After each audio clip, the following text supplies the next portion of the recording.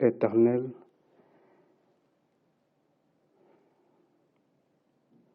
nous arrivons vers la fin de notre rencontre, alors que nous jouissons encore de ces heures de sabbat, ô Dieu. Merci de nous avoir fait du bien, physiquement et spirituellement. Nous voulons te demander que tu continues à nous purifier avec ta parole de vérité, que tu continues à ouvrir nos intelligences, que tu continues à nous faire demeurer et connaître la voix du Christ. Merci au Père de nous faire comprendre qu'il n'y a rien de nouveau sous le soleil et que les choses se répètent. Et la façon dont tu as guidé ton peuple dans le passé, c'est de la même façon que tu les guideras aujourd'hui.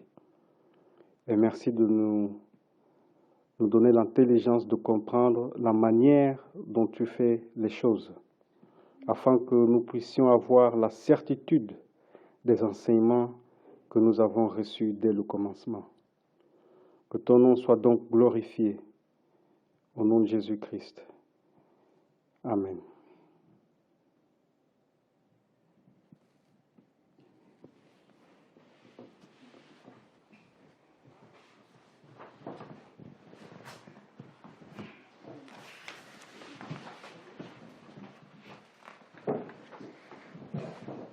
Juste pour rectifier, Genèse 5, versets 23 et 24 nous dit que, au fait, Enoch avait vécu 365 ans. Donc c'est bien avant les 120 jours de repentance. Et nous avons vu comment Dieu il agit, il suscite un prophète qui proclame et un autre qui vient à la fin du temps de prophétie, du temps prophétique. Et j'aimerais accentuer sur quelque chose dans le temps de Noé, un temps qui se répétera en expérience pour nous. La Bible nous dit dans Genèse 6, 3, « Alors l'Éternel dit, mon esprit ne restera pas à toujours dans l'homme, car l'homme n'est que chair, et ses jours seront de 120 ans. » Question, est-ce que l'homme est que chair? Est-ce que l'homme est composé que de la chair? Non. Donc lorsque Dieu dit que l'homme est que chair, ça veut dire que l'homme est que charnel. Il n'a plus l'Esprit de Dieu en eux. Ils ont rejeté la voix de Dieu, la voix du prophète. Et en conséquence, ils ont subi le déluge. Donc si aujourd'hui Dieu veut faire entrer en nous cet esprit, c'est pour que nous ne restons pas que chair, mais aussi esprit.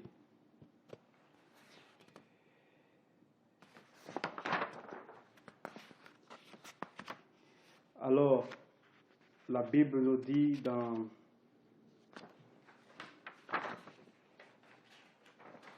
Jérémie 29, verset 10,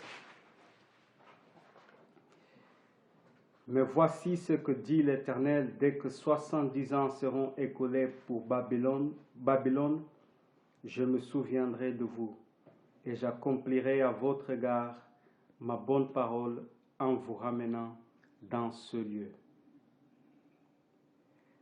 De Jérémie donc à Daniel. Jérémie, dans ce cas, il est le prophète qui proclame parce qu'il annonce une prophétie, un temps de prophétie, mais ce n'est pas lui qui est à la fin de ce temps de prophétie. Son nom correspond, Yahvé est exalté, ou Yahvé entre en jeu. Et on peut voir dans le ministère de Jérémie comment, par des avertissements et par l'action concrète de Dieu. Il était là pour avertir, mais aussi il est entré en jeu dans le sens où il a châtié ceux qui n'avaient pas prêté attention à la parole de Jérémie, parce que quel était le contexte? C'est que Babylone allait venir assiéger pour les ramener en captivité, mais il y avait une partie du peuple qui résistait, et Dieu dit ne résistez pas, et en conséquence, eux qui sont allés en Égypte se réfugier, ils ont connu aussi le jugement de Dieu. Mais on voit dans cette histoire comment Jérémie, il a exalté le nom de Dieu en restant ferme. Il était bien souvent seul. Daniel, donc à la fin de 70 ans de la captivité, ou vers la fin plutôt, on lit dans Daniel 9, verset 2, « La dernière année de son règne, moi, Daniel, je vis par les livres qu'il devait s'écouler 70 ans pour les ruines de Jérusalem, d'après le nombre des armées, des années dont l'Éternel avait parlé à Jérémie le prophète. » Vous voyez, Daniel était un étudiant de la parole prophétique.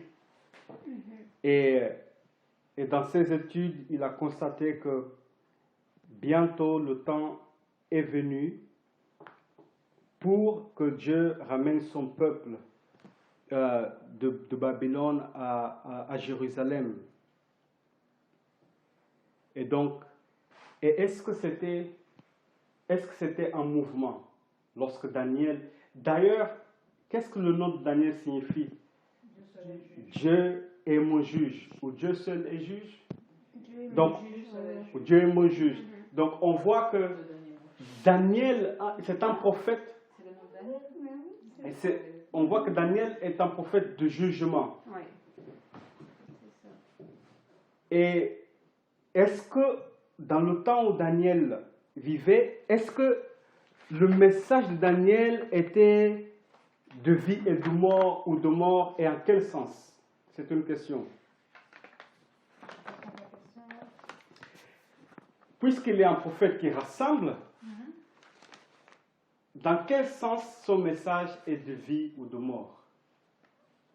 Ou fut de vie ou de mort? Dans quel sens?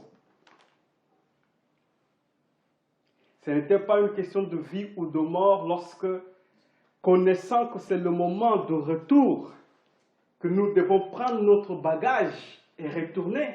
Mais il y en a qui ont construit leur maison, qui sont établis en Babylone pour de bon. Ils n'ont pas voulu retourner. Et la sœur White dit que c'est juste un petit groupe qui sont sortis en fait. Ce n'est pas la majorité qui sont revenus. Donc c'était le message de retour, c'était un message de vie ou de mort. Et à plusieurs reprises, on voit dans Ézéchiel, je crois, aussi, et Jérémie, plutôt Ézéchiel, je pense, où Dieu condamne ceux qui se sentent à l'aise, en fait, en Babylone, en fait. Voilà, qui sont installés. Donc, c'est un message de vie ou de mort. Il y avait un reste. Il y avait un reste. Est-ce que c'était un mouvement? C'était un mouvement parce qu'il devait sortir de Babylone. Est-ce que le message de Daniel, en connexion avec le jugement, il s'était connecté avec la réforme alimentaire, sanitaire? Ah oui. Plus que jamais. La Bible nous dit qu'il a reçu un esprit supérieur parce qu'il a suivi les règles de la réforme. Le rôle de Daniel, ils sont restés israélites en Babylone. Ils ne se sont pas adaptés. Je sais pas ce que oui, les fidèles, voilà. Ils ne se sont pas adaptés. Tout à fait. Ils ont maintenu les coutumes que Dieu les avait données dès l'enfance, par l'éducation qu'ils ont eue de leurs parents. C'était aussi un message de repentance parce que Daniel 9, comment, enfin, sa prière même explique. Ah oui, il était vraiment dans une démarche.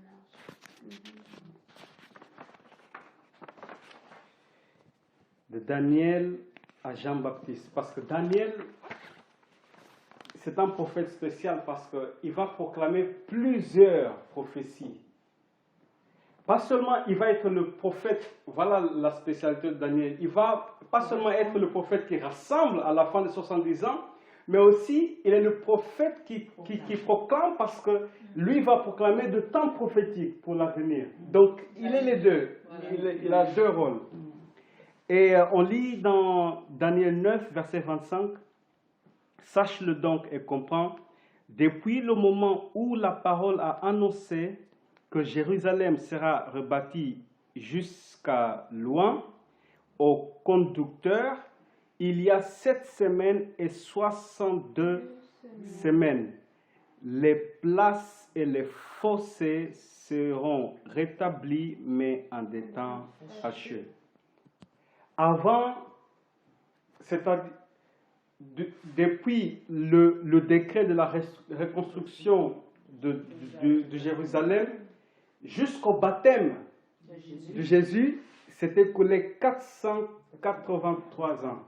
Et après, il restait la dernière semaine. Donc on voit que Daniel proclamait, enfin, par la compréhension qu'il a reçue de l'ange, Gabriel, et comme il a proclamé en quelque sorte cette prophétie pour nous, n'est-ce pas? Alors, à la fin de 483 ans, donc on va voir que Christ va être baptisé, mais qui se trouve dans la période de ce rassemblement? Jean-Baptiste. Donc, il est le prophète qui rassemble. Quelles sont encore une fois les caractéristiques du prophète qui rassemble? Si vous avez en mémoire un peu, il a un message de vie ou de mort. Est-ce que le message de Jean-Baptiste était de vie ou de mort? Oui, Bien sûr. Est-ce que ceux qui rejetaient le message de Jean-Baptiste pouvaient accepter le message de Jésus-Christ? Non. Ah non. Il fallait qu'il Est-ce qu'on pouvait accepter Jésus-Christ en rejetant Jean-Baptiste, le message de Jean-Baptiste? Est-ce qu'on peut arriver à accepter le message de Jésus si on rejette le message de Jean-Baptiste? Si tu rejettes Jean-Baptiste qui proclame la repentance et qui annonce Jésus, est-ce que ceux qui ont rejeté le message de Jean-Baptiste pouvaient accepter Jésus? Ben oui. Si tu étais à l'époque du Christ, Oui. si Jean prêche à toi le message de la repentance et tu dis non, Jean, je ne t'accepte pas. Oui. Et quand Christ maintenant vient vers toi, est-ce que tu accepterais Christ? Ben non. Mais non, impossible. Ben oui. C'était les précurseurs. Ben oui. Et aussi, la Sourate était très claire que ceux qui n'ont pas reçu le message de Jean-Baptiste ne pouvaient pas recevoir Christ. Et du coup, ils n'ont pas pu bénéficier de la Pentecôte. Donc, en fait, on voit qu'il y a 3 étapes aussi. Mais C'est à mettre en parallèle avec le message des 3 anges. Parce que ceux qui ne reçoivent pas le message du premier ange ne ne peuvent pas bénéficier du deuxième. et du troisième. Exactement. Donc, est-ce qu'il y avait un message, est-ce que le message du jugement, parce que le cognet est mis à la racine des arbres, c'est un message de jugement. Est-ce que ce message était connecté avec la réforme alimentaire ou sanitaire? Oui. De qui tu avais parlé? Jean-Baptiste. De Jean-Baptiste. Oui. Ah oui. Oui. Dans ses vêtements, il reflétait la simplicité, la modestie, et dans son alimentation aussi. Il manifestait la tempérance. C'était un message connecté à la santé.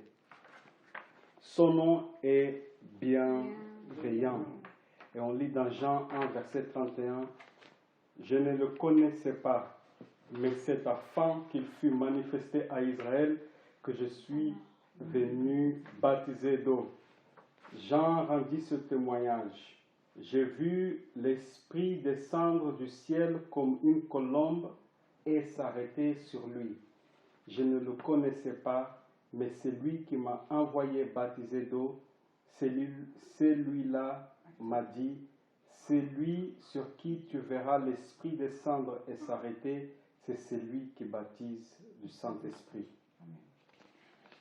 Yahvé était bienveillant parce qu'il a mis Jean dans un contexte, c'est-à-dire, on pourrait presque dire le plus grand, mais aussi le plus petit, parce que à cause de son humilité, Jésus a dit, il n'y a pas un prophète plus grand que Jean, mais il a dit aussi...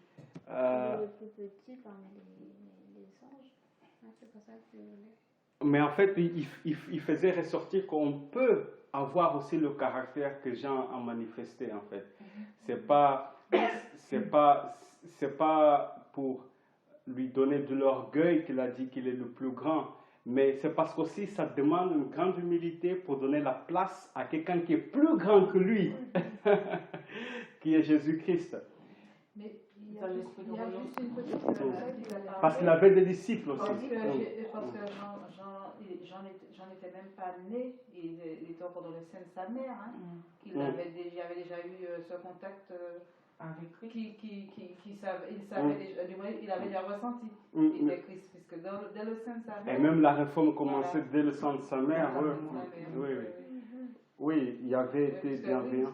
Il a tressailli, quand il a entendu sa mère, il a tressailli quand oui, tout à fait. Et même l'ange Gabriel a donné l'instruction qu'il ne boira pas du vin. Donc il était déjà, comment on dit, il était choisi dès le... Mais nous pouvons être de même. Si nous sommes nés de nouveau, nous pouvons être choisis. Mais si nous sommes choisis, ça veut dire que nous devons suivre les mêmes règles, les mêmes préceptes. Et donc, il y avait Jean-Baptiste, il y avait Jésus, mais aussi il y avait Jean le révélateur. On lit dans Daniel 9, verset 27. Il fera une solide alliance avec plusieurs pour une semaine, et durant la moitié de la semaine, il fera cesser le sacrifice et l'offrande. Le dévastateur commettra les choses les plus abominables jusqu'à ce que la ruine et ce qui a été résolu fondent sur le dévastateur. La chose qui nous intéresse pour l'instant, c'est le fait que il fera une solide alliance avec plusieurs pour une semaine. Et durant la moitié de la semaine, donc l'an 31, il était baptisé l'an 27. L'an 27. Et à l'an 31, il fut crucifié. Il a fait cesser le sacrifice et l'offrande, Jésus-Christ.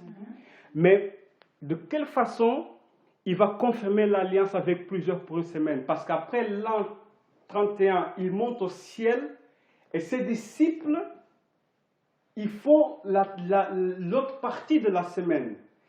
Christ va avoir une mission pendant 3 ans et demi.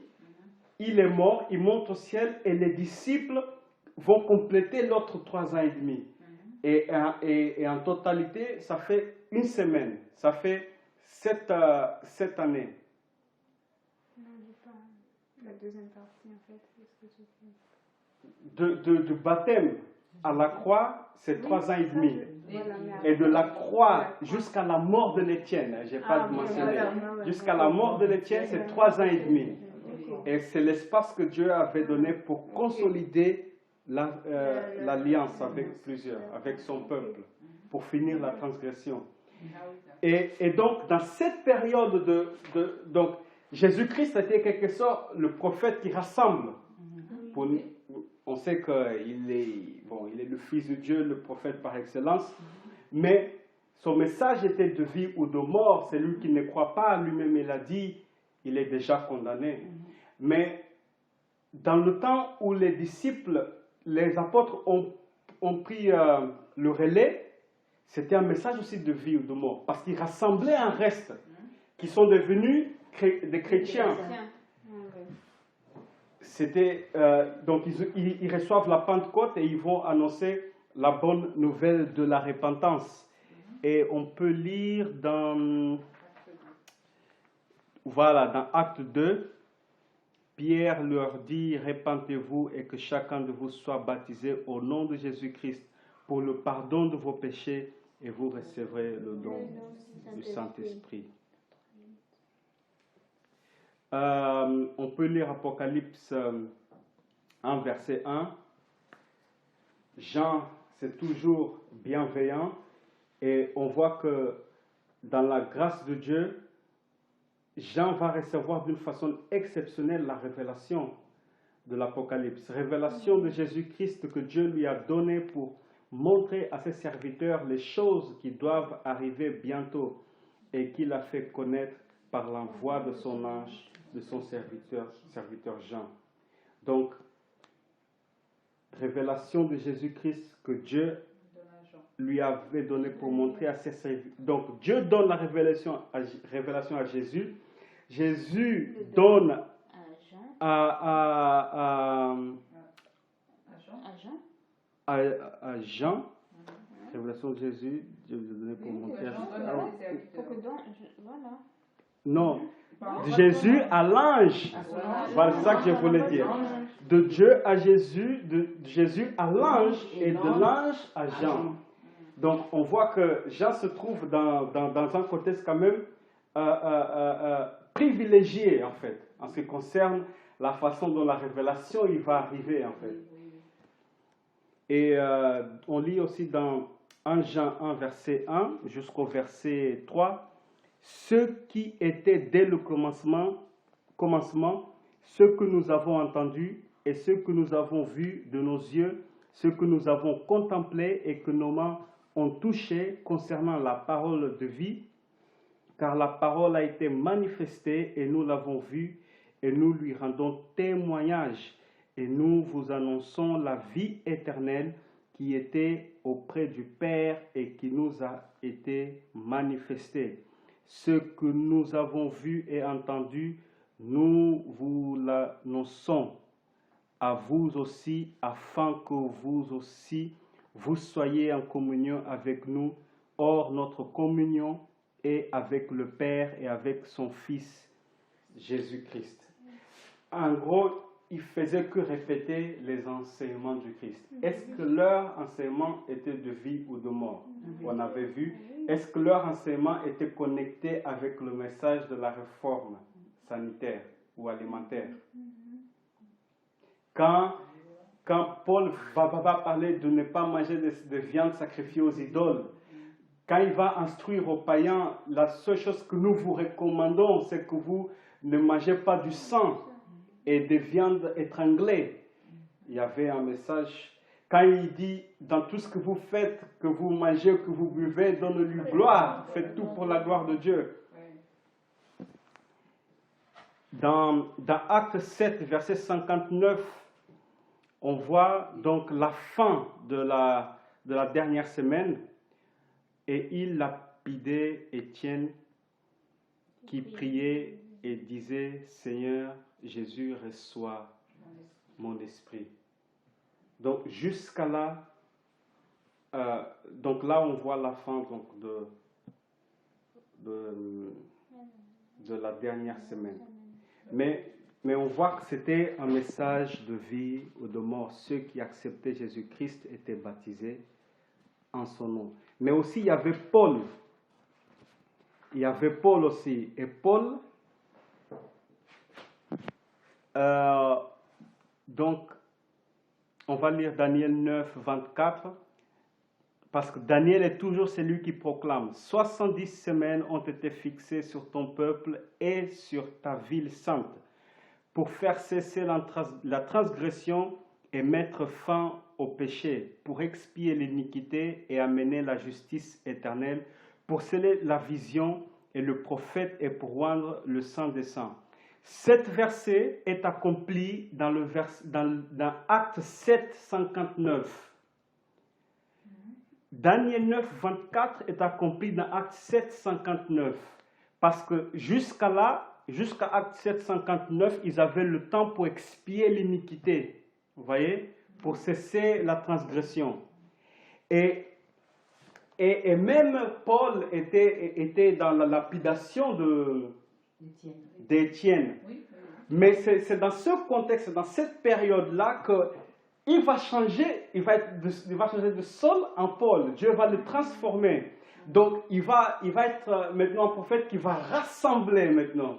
Ah, comment Dieu fait? C'est merveilleux, je trouve. Alors, son nom veut dire demandé par Dieu. Paul, demandé par Dieu, pardon, Saul, choisi, exposé.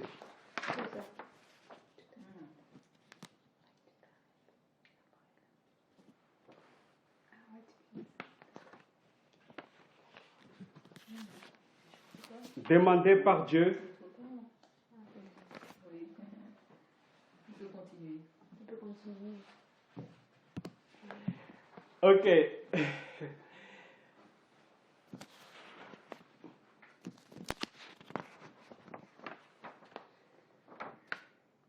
Demandé par Dieu, choisi, exposé. Acte 9, verset 15. Mais le Seigneur lui dit, va, car cet homme est un instrument que j'ai choisi. Son nom, hein, pour porter mon nom devant les nations, devant les rois et devant les fils d'Israël. Et lorsqu'il est devenu Paul, on lit dans 1 Corinthiens 15, verset 8, parce que Paul veut dire petit. Après eux tous, il m'est aussi apparu à moi comme à l'avorton, car je suis qui? Le moindre des apôtres.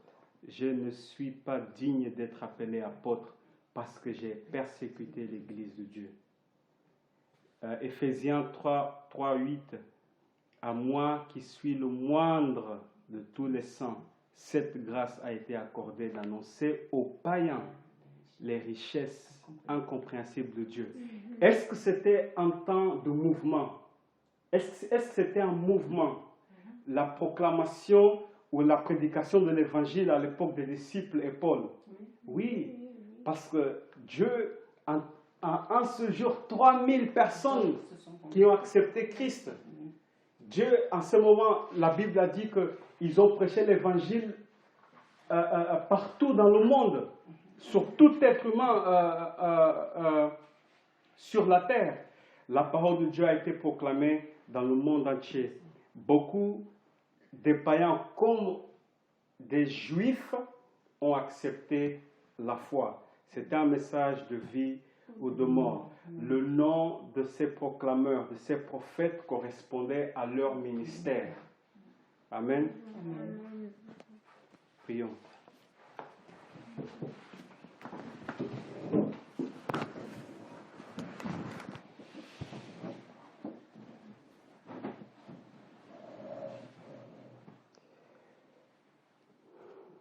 Père Céleste, notre Dieu, nous te supplions que ça ne soit pas de la théorie, mais que nous puissions vraiment nous rendre compte que, alors que nous nous trouvons dans un temps de rassemblement, le message que tu nous offres et que tu es en train de nous dévoiler, c'est un message de vie ou de mort.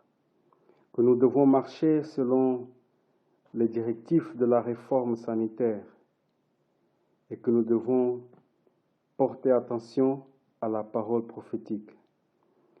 Seigneur notre Dieu, donne-nous aussi à nous repentir de tous nos péchés, à cesser les transgressions, ô Dieu.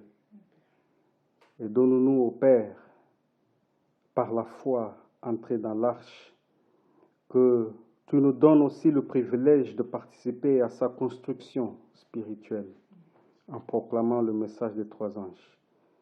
Au nom de Jésus-Christ. Amen.